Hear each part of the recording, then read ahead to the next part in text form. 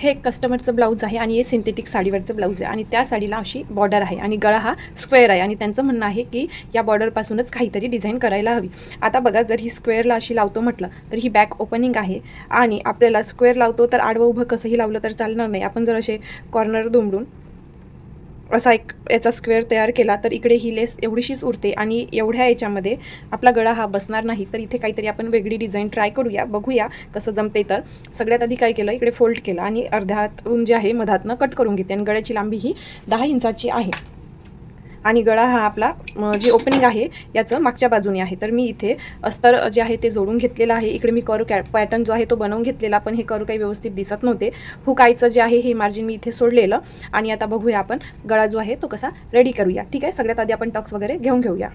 हा आपला मेन गळा आहे जो चौकोनी आकाराचा आहे आणि हा कॅनव्हास पेपर मी हा घेतला, कट केला आणि असा मी प्रेसच्या मदतीने चिटकवून घेतला. आता हे कॉर्नर जे आहे याच्यावरती एकदा मी एक टीप लावणार आणि त्यानंतर हा कॅनव्हास मी याला जोडणार, जेणेकरून आपली फिनिशिंग ही छान येणार. आणि आपला हा आहे आपला जो ब्लाऊजचा कटिंग केलेला गळा आणि हा आहे आपला कॅनव्हास. आता आपल्याला याच्यावरती कॅनव्हास असा ठेवून घ्यायचा आहे आणि स्टिच लावायची आहे. मी कॅनव्हास कट करून याच्यावरती मी प्रेस लावून ही कटसुद्धा डुंगळून घेतलेली आहे. आता याच्यावरून आपल्याला एक शिलाई लावायची आहे.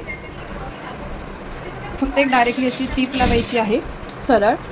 याच्यावरती मी टीप लावून घेतलेली आहे. आता हा एक्स्ट्राचा कॅनव्हास आपण कट करून घ्यायचा आहे. इथे कॅनव्हास आपण असा चिपकून प्रेस केला तरीही चालतो किंवा डायरेक्टली टीप लावली तरीसुद्धा चालतो. जर तुम्हाला कॅनव्हास कट करता येत नसेल तर कमेंट नक्की करा, नेक्स्ट व्हिडिओ आपण त्याचा बनवू. आता इथे बघा, अशा पद्धतीने इथे ठेवायची आणि अशी इथे बघायचं कुठे कमी जास्त होत आहे का. आता प्रेस केल्याने हा कॅनव्हास थोडा जळाला, म्हणजेच इथे बघू शकता थोडा एवढं कमी चाललेलं आहे. तर मी काय करणार, ही पट्टी अशी डायरेक्टली वर ओढणार थोडीशी आणि इथे आपला हा कॅनव्हास असा फिक्स झाला. आता 1/2 इंच अंतरावर आपल्याला शिलाई लावून घ्यायची आहे.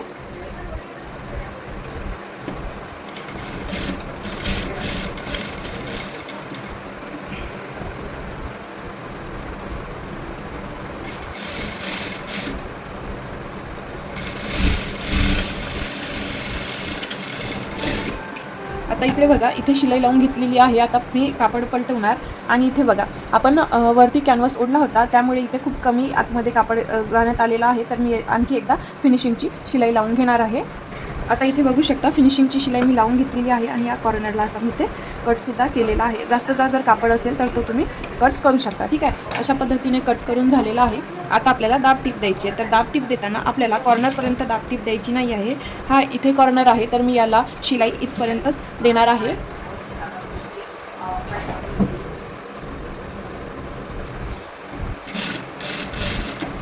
इथपर्यंतच मी इथे शिलाई दिलेली आहे. त्यानंतर हा दाब आपण इकडून उचलून घ्यायचा आणि थोडा समोर इथे असा ठेवलेला आहे आणि याच्यावरती परत आपण इथे दाब टीप द्यायचे, जेणेकरून आपली फिनिशिंग छान येणार आणि वरून आपल्याला टीप लावण्याची गरज नाही.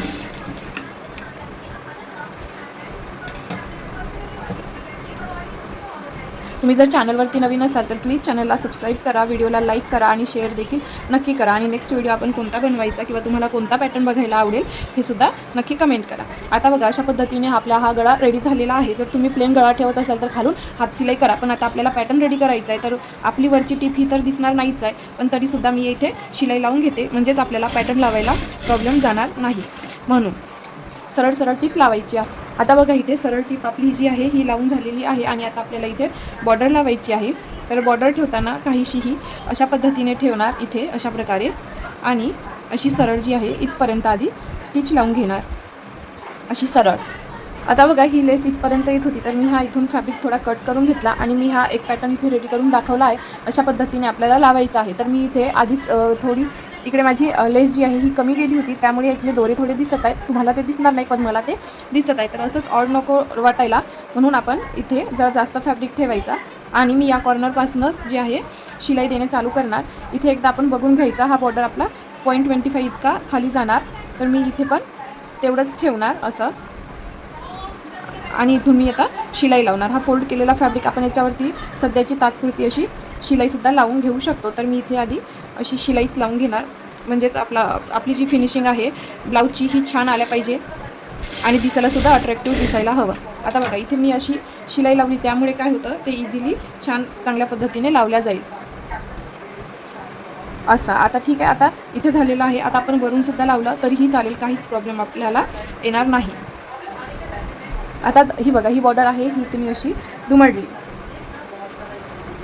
अशी इथे मी बॉर्डर दुमडली आणि बॉर्डर थोडी कमी जाते, तर वरून मी फक्त एक लाईन इतकं कमी सोडलेलं आहे, म्हणजेच आपलं शोल्डर जॉईंटमध्ये जाणार तर तिथे तेवढं फॅब्रिक ते दिसणारसुद्धा नाही. म्हणून अशा पद्धतीने इथे ठेवायची आहे आणि हळूहळू शिलाई लावायची आहे. आणि फिनिशिंगकडे आपल्याला इथे लक्ष द्यायचं आहे की आपली फिनिशिंग ही खराब व्हायला नको, कारण की सगळं ब्लाऊज जे आहे हे आपल्या फिनिशिंगवरतीच उठून दिसतं. ढिलं फिट्ट झालं की आपण त्याला शिलाई देऊन किंवा शिलाई काढून जी आहे टाईट करू शकतो किंवा लूज करू शकतो, पण एकदा आपली फिनिशिंग खराब झाली तर आपलं नाव पण खराब होतं आणि ते दिसायला पण चांगलं दिसत नाही. आता बघा, मी हे इथपर्यंत, आता हे थोडी माझी लेस मी इथे जास्तच ठेवलेली आहे, पण मी हे इथपर्यंत येऊन स्टॉप केलं काम, कारण की इथे आपल्याला अशी लेस लावायची आहे आणि मला आडव्या उभ्या कोणत्याही शिलाया दिसू द्यायच्या नाही आहे. व्यवस्थित आपली ब्लाऊजची फिनिशिंग आल्या पाहिजे, म्हणजेच नेक्स्ट कस्टमर आपल्याकडे हेच यायला हवं रिटर्न. म्हणून आता इथे वरचा पार्टसुद्धा मी अशा पद्धतीने दुमडून घेतला आणि दुमडून घेऊन यालासुद्धा मी इथे स्टिच लावणार. आणि वरती बघू शकता थोडा माझा फॅब्रिक जो आहे साडीचा काठ तो कमी चालला आहे आणि खाली थोडा जास्त आला, तर हे एवढं झालं तरी चालेल, कारण की आपलं हे शोल्डर जॉईंटलाच जाणार आहे. आणि ही साडी पूर्णपणे सिंथेटिक आहे, क्रेप टाईपचं हिचं अस्तर, सॉरी, हे जे फॅब्रिक आहे ते आहे, जरी काटायचं नाही, त्यामुळे थोडा म्हणजेच फिनिशिंगसाठी म्हणा किंवा ब्लाऊज स्टिच करायला प्रॉब्लेम येतो, वारंवार हा फॅब्रिक घसरत आहे म्हणून. आता बघा, इथे जर मी असं ठेवलं आणि हे लाईनमध्ये, म्हणजे माझं थोडंसं जे आहे हे जास्त झालेलं आहे, तर मला इथे कमी करायचं आहे, म्हणजेच मी इथे अशी एक नॉर्मल आणखी अशी फोल्ड करणार, अशी इथे मला फोल्ड जी आहे एक ती करावी लागणार. आता ही बॉर्डर मला लावायची आहे. ही बॉर्डर जी आहे ही माझी थोडी कमी आहे आणि ही थोडी जास्त आहे, तर मी ह्या इथलाच पार्ट जो आहे तो कट करणार आहे. म्हणजेच मी काय केलं होतं, या बॉर्डरला असं मधातनं कट केलेलं होतं. ठीक आहे, आता याला पण वरून फिनिशिंगसाठी मी कट केलेलं आणि आधी वरची बॉर्डर जोडायची आणि मग नंतर राहिलेला इकडला पार्ट जोडायचा, म्हणजेच आपली फिनिशिंग जी आहे ही छान येणार. आणि हो, माझा टक्ससुद्धा द्यायचा राहिला आहे, तर मी त्याआधी टक्स पण देऊन देईल. आता आपल्याला ही बॉर्डर लावायची आहे, तर ही इथून लावायची. इकडे थोडं राहिलं तरी चालेल, कारण की ते आपले हुक आणि आय येणार आहे. त्यावरती इथे सरळ टीप लावून द्यायची आहे.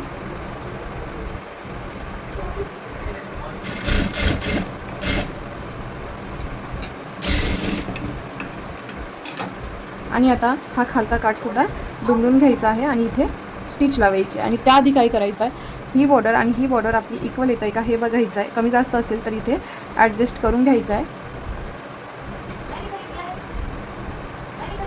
टिप लावलं की इथे इक्वल येणार,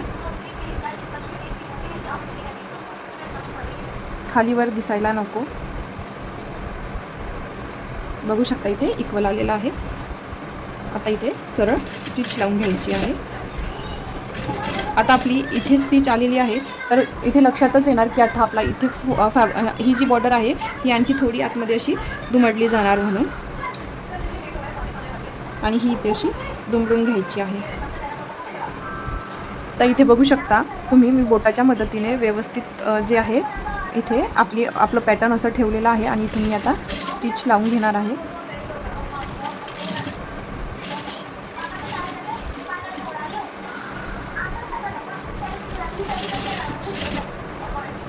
आता इथे बघा, इथे पण थोडी शिलाई आपण देऊन लॉक करून घेऊया, म्हणजेच हा काट आपला उठून नको दिसायला नंतर.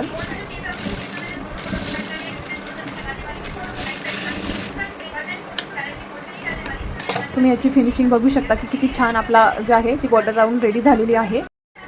इथे बघा, इथे मी अशी आयपट्टी लावलेली आहे, इथे हुक लावायची आहे, मागून ओपन राहणार आणि ही एक बाहीसुद्धा मी जोडलेली आहे. जर व्हिडिओ आवडला असेल तर लाईक, शेअर, सबस्क्राईब आणि कमेंट देखील नक्की करा. Thank you for watching.